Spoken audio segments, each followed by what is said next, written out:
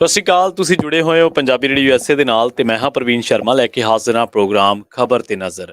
ਖਬਰ ਤੇ ਨਜ਼ਰ ਪ੍ਰੋਗਰਾਮ ਦੇ ਵਿੱਚ ਕਈ ਅਹਿਮ ਖਬਰਾਂ ਵੱਲ ਵਧਣ ਤੋਂ ਪਹਿਲਾਂ ਗੱਲਬਾਤ ਕਰਦੇ ਚੱਲੀਏ ਕੁਝ ਖਾਸ ਖਬਰਾਂ ਦੇ ਬਾਰੇ। ਪਰ ਉਸ ਤੋਂ ਪਹਿਲਾਂ ਧੰਨਵਾਦ ਕਰਦੇ ਚੱਲੀਏ ਸਪਾਂਸਰਸ ਦਾ। ਪ੍ਰੋਗਰਾਮ ਖਬਰ ਤੇ ਨਜ਼ਰ ਨੂੰ ਸਪਾਂਸਰ ਕਰਦੇ ਨੇ ਖਾਲਸਾ ਇੰਸ਼ੋਰੈਂਸ ਏਜੰਸੀ ਵਾਲੇ, ਜਿਨ੍ਹਾਂ ਤੋਂ ਤੁਸੀਂ ਹਰ ਤਰੀਕੇ ਦੀ ਇੰਸ਼ੋਰੈਂਸ ਲੈ ਸਕਦੇ ਹੋ। ਇੰਸ਼ੋਰੈਂਸ ਬਾਰੇ ਪਤਾ ਕਰਨ ਦੇ ਲਈ ਇਹਨਾਂ ਦਾ ਨੰਬਰ ਹੈ 408272 2500। ਤਿਰਕੀਆਨਾ ਇਮੀਗ੍ਰੇਸ਼ਨ ਲਾ ਫਰਮ ਵਾਲੇ, ਜੇ ਤਿਰਕੀਆਨਾ ਇਮੀਗ੍ਰੇਸ਼ਨ ਬਾਬਤ ਤੁਹਾਡਾ ਕੋਈ ਸਵਾਲ ਹੈ, ਕੋਈ ਸਲਾਹ ਕਰਨੀ ਹੈ ਤਾਂ ਟੌਰਨੀ ਤਿਰਕੀਆਨਾ ਦੇ ਨਾਲ ਤੁਸੀਂ 415909 0503 ਤੇ ਗੱਲ ਕਰ ਸਕਦੇ ਹੋ। Gurdeep Singh Virdi Clovis, Satnam Singh Shergill Selma, Jagtar Singh Anandpuri Fremont, Surjit Singh Chahal Yuba City, Gurdeep Singh Gill ਤੇ ਪਰਿਵਾਰ Yuba City, Mandeep Singh, Sarabjit Kaur San Jose, Manjit Singh San Jose, ਅਬੇ Sacramento, Miri Piri Sewa society Fresno ਤੇ ਜੱਸੀ ਗਿੱਲ ਪਿਕਰਸਫੀਲਡ ਤੋਂ। ਇਹਨਾਂ ਸਾਰੇ ਹੀ ਸਪਾਂਸਰਸ ਦਾ ਬਹੁਤ-ਬਹੁਤ ਧੰਨਵਾਦ। ਤੇ ਜੇਕਰ ਤੁਸੀਂ ਵੀ ਇਹਨਾਂ ਪ੍ਰੋਗਰਾਮਾਂ ਨੂੰ ਸਪਾਂਸਰ ਕਰਨਾ ਚਾਹੁੰਦੇ ਹੋ ਤਾਂ ਸਟੂਡੀਓ ਦਾ ਨੰਬਰ ਹੈ 408272 5200। ਖਬਰਾਂ ਦੀ ਸ਼ੁਰੂਆਤ ਕਰਦੇ ਹਾਂ ਕੌਮਾਂਤਰੀ ਖਬਰਾਂ ਤੋਂ। ਰੁਖ ਕਰਾਂਗੇ ਪਾਕਿਸਤਾਨ ਦਾ। ਪਾਕਿਸਤਾਨ ਦੇ ਵਿੱਚ ਦੋ ਦਰਦਨਾਕ ਹਾਦਸੇ ਇੱਕੋ ਦਿਨ ਹੀ ਵਾਪਰ ਗਏ ਨੇ, ਕੁਛ ਵਕਫੇ ਦੇ ਦਰਮਿਆਨ ਹੀ ਵਾਪਰ ਗਏ ਨੇ।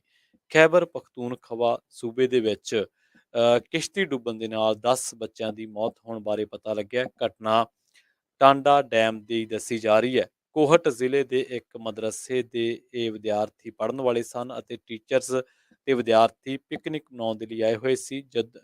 ਹੁਣ ਤੱਕ ਇਸ ਘਟਨਾ ਦੇ ਵਿੱਚੋਂ 6 ਲਾਸ਼ਾਂ ਬਰਾਮਦ ਕਰ ਚੁੱਕੀਆਂ ਨੇ ਤੇ ਬਾਕੀਆਂ ਦੀ ਤਲਾਸ਼ ਜਾਰੀ ਹੈ। 17 ਵਿਦਿਆਰਥੀਆਂ ਨੂੰ ਬਚਾ ਲਿਆ ਗਿਆ। ਮਾਰੇ ਗਏ ਵਿਦਿਆਰਥੀਆਂ ਦੀ ਉਮਰ 12 ਤੋਂ ਲੈ ਕੇ 20 ਸਾਲ ਤੱਕ ਦੀ ਹੈ। ਤੇ ਇਸੇ ਦਰਮਿਆਨ ਹੀ ਦੱਸਦੇ ਚੱਲੀਏ ਕਿ ਸਵੇਰੇ ਹੀ ਪ੍ਰੋਗਰਾਮ ਖਬਰ ਤੇ ਨਜ਼ਰ ਦੇ ਵਿੱਚ ਪਾਕਿਸਤਾਨ ਦੇ ਵਿੱਚ ਇੱਕ ਦਰਦਨਾਕ ਸੜਕ ਹਾਦਸੇ ਦੀ ਖਬਰ ਸਾਂਝੀ ਕੀਤੀ ਸੀ। ਪਾਕਿਸਤਾਨ ਦੇ ਬਲੋਚਿਸਤਾਨ ਦੇ ਵਿੱਚ ਇੱਕ ਬੱਸ ਡੂੰਘੀ ਖਾਈ ਦੇ ਵਿੱਚ ਡਿੱਗ ਪਈ ਸੀ ਅਤੇ ਹਾਦਸੇ ਤੋਂ ਤੁਰੰਤ ਬਾਅਦ ਇਸ ਬੱਸ ਨੂੰ ਅੱਗ ਲੱਗ ਗਈ ਸੀ। ਇਸ ਹਾਦਸੇ ਦੇ ਵਿੱਚ 44 ਲੋਕਾਂ ਦੀ ਮੌਤ ਹੋਣ ਬਾਰੇ ਪਤਾ ਲੱਗਿਆ।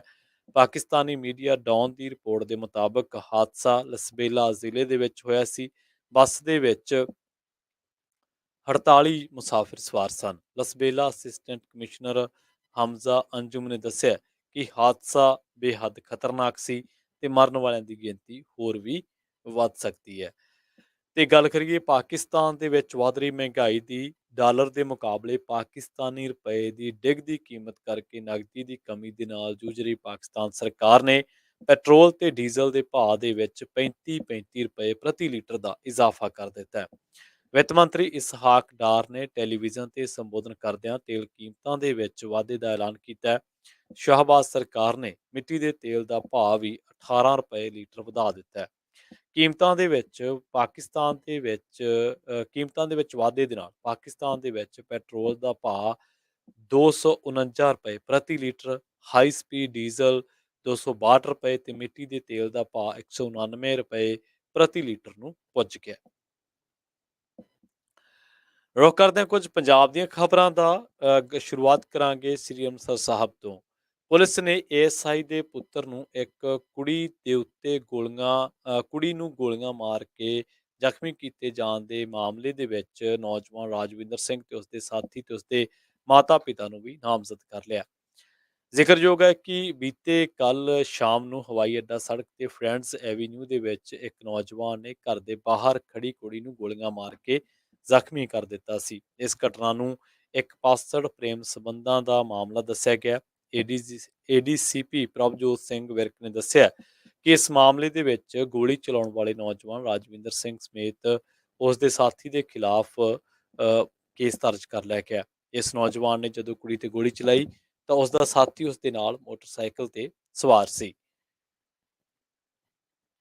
ਤੇ ਰੁਖ ਕਰਦੇ ਹਾਂ ਬਠਿੰਡਾ ਦਾ। ਡੇਰਾ ਸਿਰਸਾ ਮੁਖੀ ਵੱਲੋਂ ਬਠਿੰਡਾ ਦੇ ਸਲਾਬਤਪੁਰਾ ਡੇਰੇ ਦੇ ਵਿੱਚ ਵਰਚੁਅਲ ਸਤਸੰਗ ਨੂੰ ਲੈ ਕੇ ਸਿੱਖਾਂ ਅਤੇ ਡੇਰਾ ਪ੍ਰੇਮੀਆਂ ਦੇ ਵਿਚਾਲੇ ਤਣਾਅ ਪੈਦਾ ਹੋ ਗਿਆ, ਜਿਸ ਦੇ ਕਰਕੇ ਬਠਿੰਡਾ ਜ਼ਿਲ੍ਹੇ ਦੀ ਪੁਲਿਸ ਨੂੰ ਹੱਥਾਂ ਪੈਰਾਂ ਦੀ ਪਈ ਰਹੀ।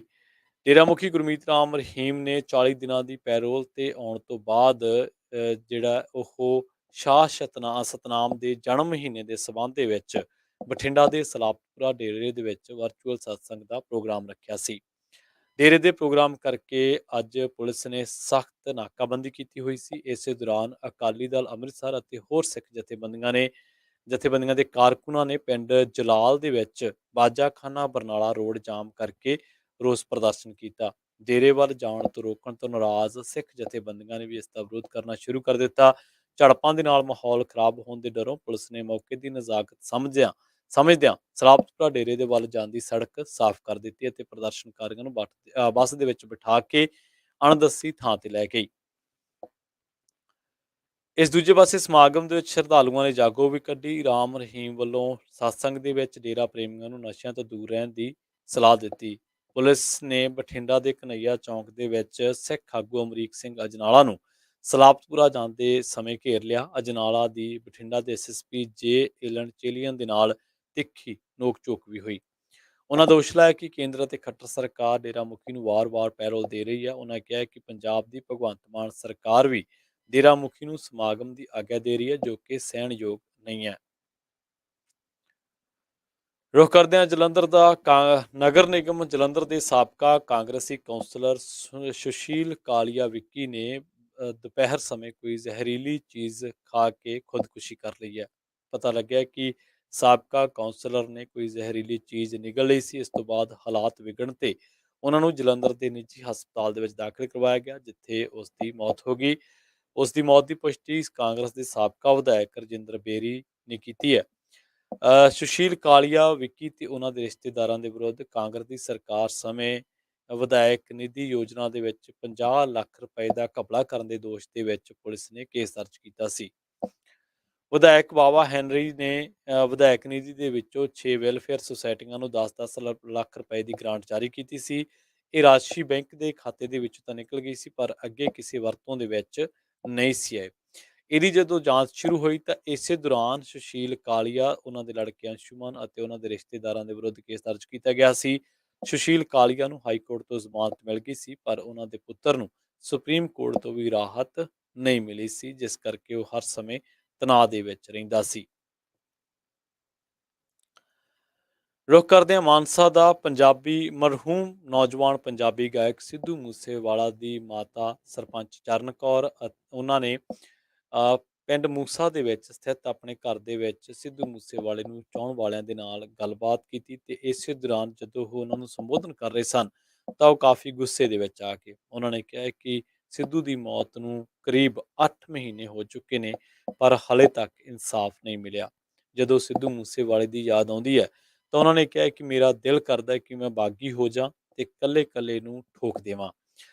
ਚਰਨ ਕੌਰ ਨੇ ਕਿਹਾ ਕਿ ਉਹਨਾਂ ਦਾ ਪਰਿਵਾਰ ਸਰਕਾਰ ਦੇ ਸਿਸਟਮ ਦੇ ਸਾਹਮਣੇ ਲਾਚਾਰ ਹੋ ਚੁੱਕਿਆ ਹੈ। ਉਹਨਾਂ ਨੇ ਕਿਹਾ ਕਿ ਆਮ ਆਦਮੀ ਪਾਰਟੀ ਦੀ ਸਰਕਾਰ ਪੰਜਾਬ ਦੇ ਵਿੱਚ ਮੌਸਮੀ ਬੱਦਲਾਂ ਦੀ ਤਰ੍ਹਾਂ ਹੈ।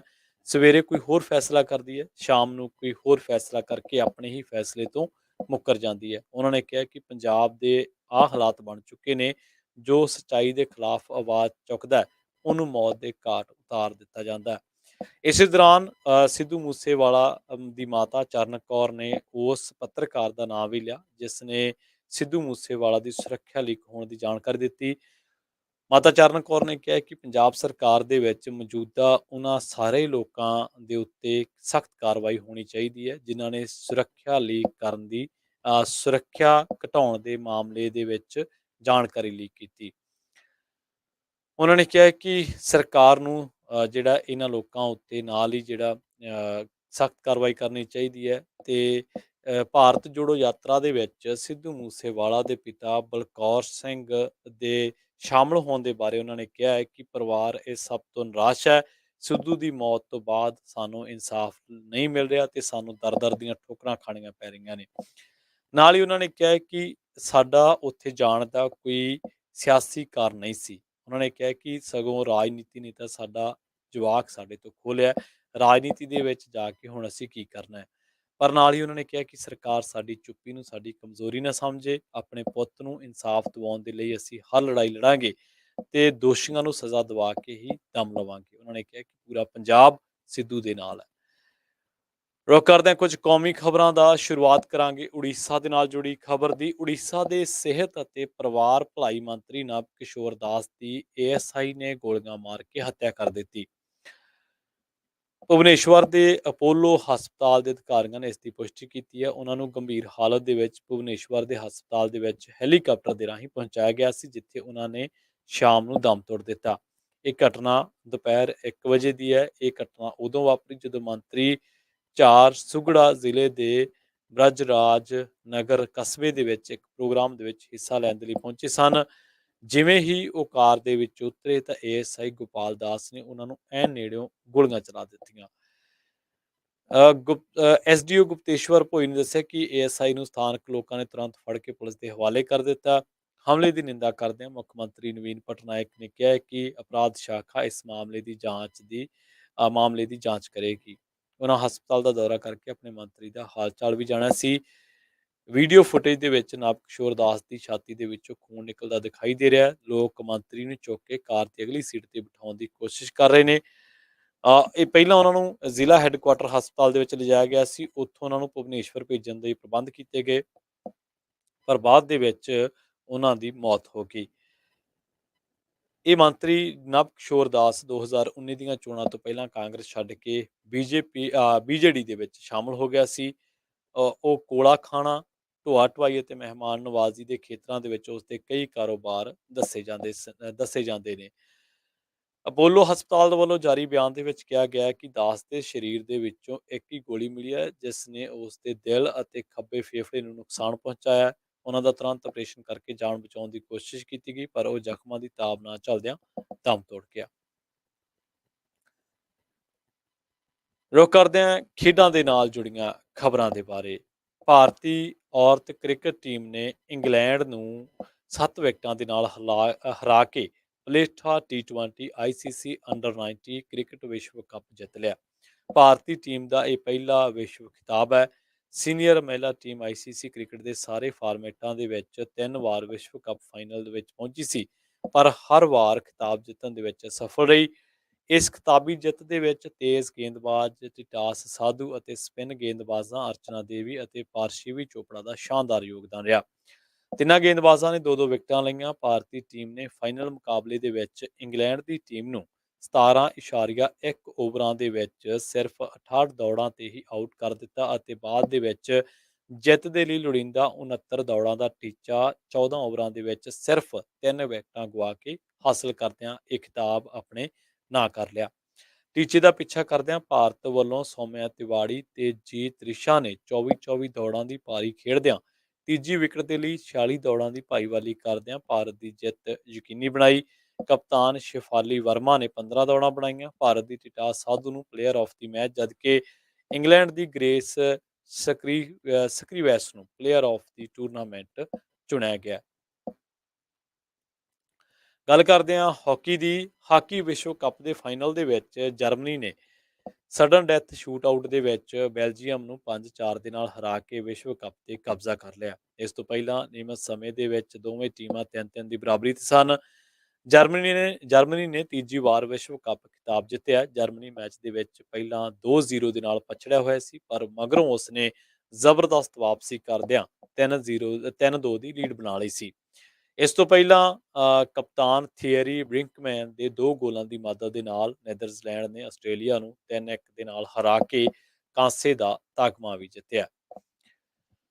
ਤੇ ਰੁਖ ਕਰਦੇ ਹਾਂ ਇਸ ਵੇਲੇ ਦੀ ਜਿਹੜੀ ਖਾਸ ਖਬਰ ਆ ਰਹੀ ਹੈ, ਉਹ ਖਬਰ ਆਸਟ੍ਰੇਲੀਆ ਦੇ ਨਾਲ ਜੁੜੀ ਹੋਈ ਹੈ, ਜਿੱਥੇ ਪੰਜਾਬੀ ਜਦੋਂ ਮੁਜ਼ਾਹਰਾ ਕਰ ਰਹੇ ਸਨ ਆਪਣਾ, ਤਾਂ ਉਦੋਂ ਹੀ ਉਹਨਾਂ ਦੇ ਉੱਤੇ ਇੱਕ ਭੀੜ ਨੇ ਹਮਲਾ ਕਰ ਦਿੱਤਾ ਤੇ ਇਸ ਭੀੜ ਦੇ ਹੱਥਾਂ ਦੇ ਵਿੱਚ ਝੰਡੇ ਫੜੇ ਹੋਏ ਸਨ। ਤਿਰੰਗੇ ਝੰਡੇ ਲੈ ਕੇ ਇਹਨਾਂ ਨੇ ਇਸ ਨੌਜਵਾਨਾਂ ਦੇ ਉੱਤੇ ਹਮਲਾ ਕਰ ਦਿੱਤਾ।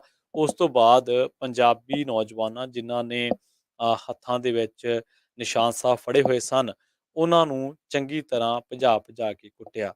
ਪਤਾ ਲੱਗਿਆ ਕਿ ਇਹ ਜਿਹੜੀ ਭੀੜ ਆਈ ਸੀ, ਇਹ ਪਹਿਲਾਂ ਪੰਜਾਬੀ ਨੌਜਵਾਨਾਂ ਨੂੰ, ਸਿੱਖ ਨੌਜਵਾਨਾਂ ਨੂੰ ਨਿਸ਼ਾਨਾ ਬਣਾ ਕੇ ਆਈ ਸੀ, ਪਰ ਜਦੋਂ ਸਿੱਖ ਨੌਜਵਾਨਾਂ ਨੇ ਉਹਨਾਂ ਨੂੰ ਮੋੜਵਾਂ ਜਵਾਬ ਦਿੱਤਾ ਤਾਂ ਇਹ ਭੀੜ ਕੁਝ ਸਕਿੰਟਾਂ ਦੇ ਵਿੱਚ ਹੀ ਤਿੱਤਰ-ਬਿੱਤਰ ਹੋ ਗਈ ਸੀ।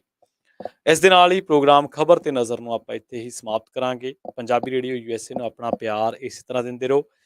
ਜਾਂਦੇ ਜਾਂਦੇ ਇੱਕ ਵਾਰ ਫਿਰ ਤੋਂ ਤੁਹਾਡੇ ਨਾਲ ਇੱਕ ਖਾਸ ਜਾਣਕਾਰੀ ਪੰਜਾਬੀ ਰੇਡੀਓ USA ਦੇ ਇਸ ਪਲੇਟਫਾਰਮ ਤੋਂ ਸਾਂਝੀ ਕਰਦੇ ਚੱਲੀਏ ਕਿ ਹੁਣ ਪੰਜਾਬੀ ਰੇਡੀਓ USA ਦੇ ਪ੍ਰੋਗਰਾਮ ਤੁਸੀਂ ਪੂਰੇ ਬੇ ਏਰੀਆ ਦੇ ਵਿੱਚ KLOK 1170 AM ਤੇ ਵੀ ਸੁਣ ਸਕੋਗੇ। ਇਸ ਬਾਬਤ ਤੁਸੀਂ ਆਪਣੇ ਸੁਝਾਅ, ਤੁਸੀਂ ਆਪਣੇ ਜੋ ਤੁਹਾਡਾ ਤਜਰਬਾ ਰਿਹਾ ਪੰਜਾਬੀ ਰੇਡੀਓ USA ਦੇ ਨਾਲ ਇਹਨਾਂ ਇਲਾਕਿਆਂ ਦੇ ਵਿੱਚ ਜੁੜਨ ਦਾ, ਤਾਂ ਉਹ ਵੀ ਸਾਂਝਾ ਕਰ ਸਕਦੇ। ਬਹੁਤ ਬਹੁਤ ਧੰਨਵਾਦ।